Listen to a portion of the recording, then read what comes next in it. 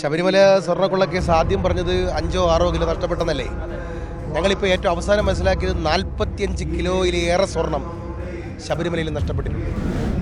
Covid കാലഘട്ടത്തിൽ മനുഷ്യനവിടെ കയറാത്ത സന്ദർഭത്തിൽ ഇത് കൊള്ളയടിച്ചു കൊണ്ടുപോയതാണ്. ദേവസ്വം ബോർഡിൻ്റെ ഉദ്യോഗസ്ഥർ മാത്രമല്ല, ദേവസ്വം ബോർഡ് തന്നെയാണ് മോട്ടിച്ചുകൊണ്ട് പോയത്. ദേവസ്വം ബോർഡെന്ന് പറഞ്ഞാൽ അതിൻ്റെ അർത്ഥം CPM തന്നെയാണ് മോട്ടിച്ചത്. പ്രയാറിൻ്റെ കാലത്ത് എന്തന്വേഷിച്ചാലും ശബരിമലയ്ക്ക് അനുകൂലമായിട്ടല്ലാതെ ഒരു വാക്ക് പോലും അദ്ദേഹത്തിൻ്റെയോ ഒരു പ്രവൃത്തി കൊണ്ടോ ശബരിമലയ്ക്കെതിരെ അദ്ദേഹം പ്രവർത്തിച്ചതായി നിങ്ങൾക്ക് തെളിയിക്കാൻ പറ്റില്ല. അവിടെ നിന്ന് പാളികൾ എടുത്തുകൊണ്ട് പോകാനുള്ള ആദ്യത്തെ അപേക്ഷ കിട്ടിയത് കടകംപള്ളി സുരേന്ദ്രനാണ്. കടകംപള്ളി സുരേന്ദ്രൻ്റെ അപേക്ഷയാണ് ദേവസ്വം ബോർഡിന് മുമ്പിൽ വന്നത്. ഗുഡ് ഫെയ്ത്തിൽ ആദ്യത്തെ ഉത്തരവാദിത്വം കടകംപള്ളി സുരേന്ദ്രനാണ്. നമസ്കാരം.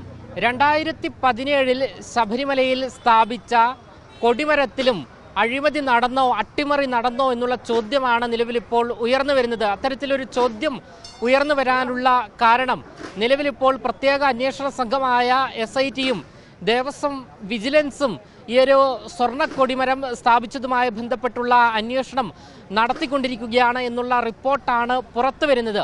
ഈ ഒരു സാഹചര്യത്തിൽ ഇന്ന് മറുനാടനോട് പ്രതികരിക്കുകയാണ് കോൺഗ്രസ് നേതാവായ BRM ഷഫീർ. ശബരിമല സ്വർണ്ണക്കൊള്ള കേസ് ആദ്യം പറഞ്ഞത് 5-6 കിലോ നഷ്ടപ്പെട്ടെന്നല്ലേ?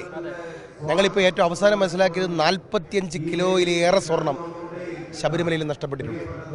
ആദ്യഘട്ടത്തിൽ പറഞ്ഞത് എന്ന് പറഞ്ഞാൽ പിന്നെ ദ്വാരപാലകന്മാർ, കട്ടളപ്പടി, പിന്നെ വാതിൽ, യോഗദണ്ഡ്, ഇങ്ങനെയായിരുന്നു പറഞ്ഞിരുന്നത്. അന്നും പറഞ്ഞിരുന്നൊരു പ്രധാനപ്പെട്ട ആരോപണം, കൊടിമരത്തിൻ്റെ ഏറ്റവും മുകളിൽ ഒരു അശ്വരൂപമുണ്ടായിരുന്നു, കാണാനില്ല.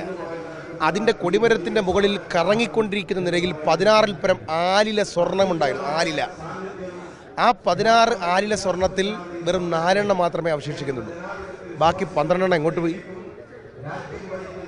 കോവിഡ് കാലഘട്ടത്തിൽ മനുഷ്യനവിടെ കയറാത്ത സന്ദർഭത്തിൽ ഇത് കൊള്ളയടിച്ചു കൊണ്ടുപോയതാണ്. കൊടിമരം മാത്രമല്ല, അതിനകത്തിരിക്കുന്ന ദേവൻ്റെ പ്രഭാവലയം, വ്യാളി രൂപം, ശിവരൂപം, ചന്ദ്രക്കല, പ്രഭാവലയം 2, അതുപോലെ തന്നെ രാശിയുമായി ബന്ധപ്പെട്ട രാശി ചിഹ്നങ്ങൾ ഉൾപ്പെടെ അതിനകത്ത് നിന്ന് എടുക്കാവുന്ന മാക്സിമം സ്വർണം എടുത്തുകൊണ്ട് പോയിട്ടുണ്ട്. എടുത്തുകൊണ്ട് പോയതെല്ലാം ദേവസ്വം ബോർഡുമായി ബന്ധപ്പെട്ട ദേവസ്വം ബോർഡിൻ്റെ ഉദ്യോഗസ്ഥർ മാത്രമല്ല, ദേവസ്വം ബോർഡ് തന്നെയാണ് മോട്ടിച്ചുകൊണ്ട് പോയത്. ദേവസ്വം ബോർഡെന്ന് പറഞ്ഞാൽ അതിൻ്റെ അർത്ഥം CPM തന്നെയാണ് മോട്ടിച്ചത്. ഗോപാലകൃഷ്ണൻ പ്രസിഡന്റായിരുന്ന പ്രയാർ ഗോപാലകൃഷ്ണനെ അറിയുന്നവരാണോ എന്ന് എനിക്കറിയില്ല. എന്നാലും ഏറ്റവും അവസാനം വളരെ സാത്വികനായിട്ട് ശബരിമലയിൽ നിന്ന് ഇറങ്ങുമ്പോൾ സ്വന്തം ചെരുപ്പ് അവിടെ ഇട്ട് കുടഞ്ഞിട്ട് ശബരിമലയിലെ മണൽ അവിടെ ഇട്ടിട്ട് പോകുക ചരിത്രമുള്ള ആളാണ് ശ്രീ പ്രയാർ ഗോപാലകൃഷ്ണൻ. പ്രയാർ ഗോപാലകൃഷ്ണൻ ഒരു മണൽത്തരിയെങ്കിലും ശബരിമലയിലെ മണൽത്തരിയും വീട്ടിലേക്ക് കൊണ്ടുപോയി എന്നുള്ള ആരോപണം ഇടതുപക്ഷം പോലും ഉന്നയിക്കില്ല.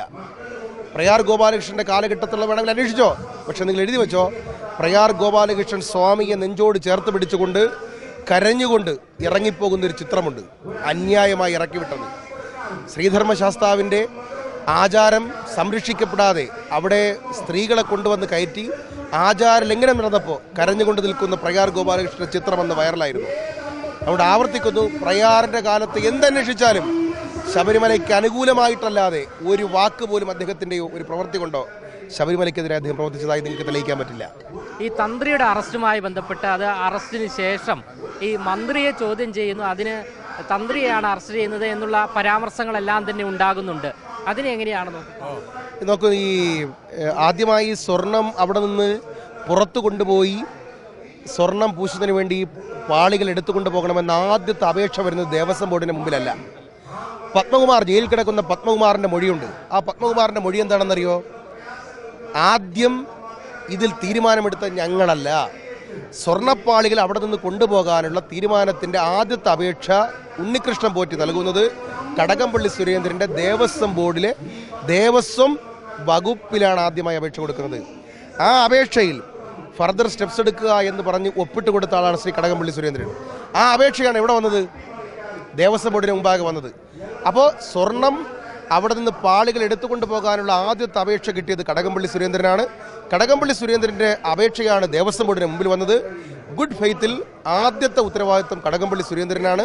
കടകംപള്ളി സുരേന്ദ്രൻ അറിയാതെ അവിടെ നിന്ന് ഒരു മാത്രമല്ല, ഈ ദേവസ്വം മന്ത്രിയുടെ ഓഫീസിൽ ദേവസ്വം ബോർഡുമായി ബന്ധപ്പെട്ട ഒരു IAS ഓഫീസറുണ്ട്.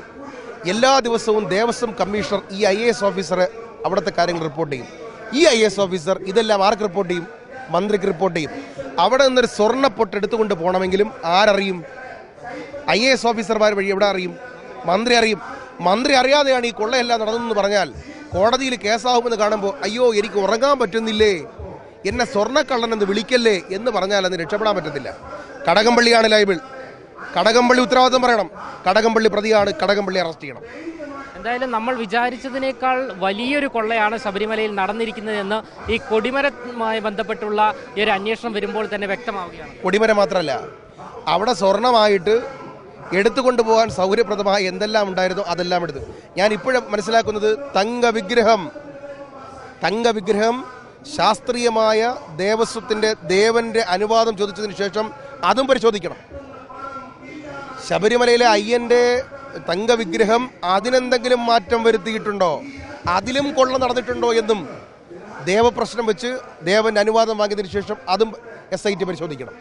എന്തായാലും നിലവിലിപ്പോൾ അയ്യപ്പന്റെ തങ്ക വിഗ്രഹം അടക്കം പരിശോധിക്കേണ്ട അവസ്ഥയിലേക്ക് എത്തിച്ചേർന്നിരിക്കുകയാണ് എന്നാണ് BRM ഷഫീർ നമ്മളോട് വ്യക്തമാക്കുന്നത്. ക്യാമറമാൻ അഖിൽ അശോകിനൊപ്പം അമൽ രുദ്ര, മറുനാടൻ മലയാളി, തിരുവനന്തപുരം.